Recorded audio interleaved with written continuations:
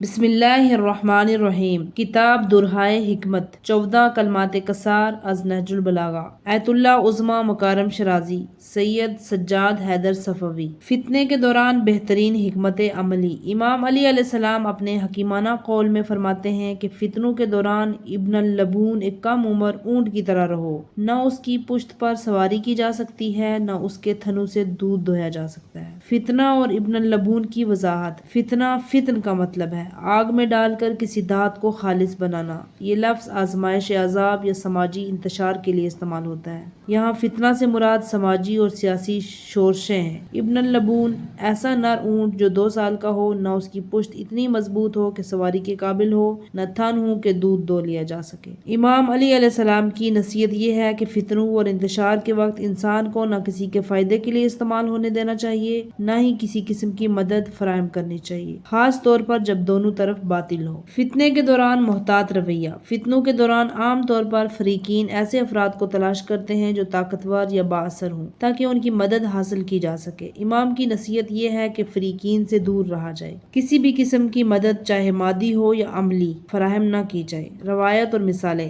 اسلام کی ابتدائی تاریخ میں کئی ایسے فتنوں کے واقعات پیش آئے جن میں اہل بیت علیہ السلام اور ان کے پیروکاروں نے غیر جانب باز رہنے کو ترجیح دی۔ ابو مسلم کا قیام۔ امام جعفر صادق علیہ السلام نے ابو مسلم کی پیشکش کو رد کیا کیونکہ وہ جانتے تھے کہ یہ قیام محض بنی امیہ کو ہٹا کر بنی عباس کی حکومت قائم کرنے کے لیے تھا۔ امام صادق علیہ السلام کی گوشہ نشینی۔ امام نے فرمایا کہ زمانہ خراب ہو گیا ہے اور لوگ بدل چکے ہیں، اس لیے میں نے تنہائی کو دل کی سکونت کے لیے بہتر پایا۔ عزلت اور گوشہ نشینی کی حکمت۔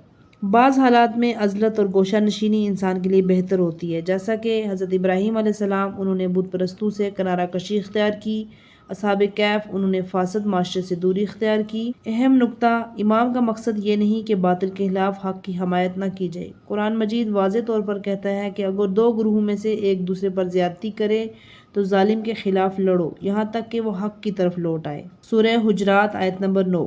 عملی نصیحت۔ امام علی علیہ السلام فرماتے ہیں کہ اپنے بیٹے امام حسن کو نصیحت کرتے ہوئے کہ اگر تم ایسے لوگوں میں گھر جاؤ جن کے نوجوان گمراہ اور بزرگ بے عمل ہوں، جہاں علماء دھوکے باز اور دنیا پرست ہوں، جہاں لوگوں کا دین محض ربا سود ہو اور حق فراموش کر دیا جائے، ایسے حالات میں ابن اللبون کی طرح رہو، نہ پشت ہو کہ سواری کی جائے، نہ دودھ دوہا جا سکے۔ خلاصہ، فتنوں کے دوران امام علی علیہ السلام کی نصیحت یہ ہے کہ انسان خود کو غیر جانب باز رکھے، اپنی عزت، دین اور دنیا کو محفوظ رکھے اور کسی بھی باطل گروہ کے فائدے کے لیے استعمال نہ ہو۔ یہ حکمت عملی نہ صرف تحفظ فراہم کرتی ہے بلکہ فتنوں کے اثرات سے دور رہنے کا بہترین طریقہ بھی ہے۔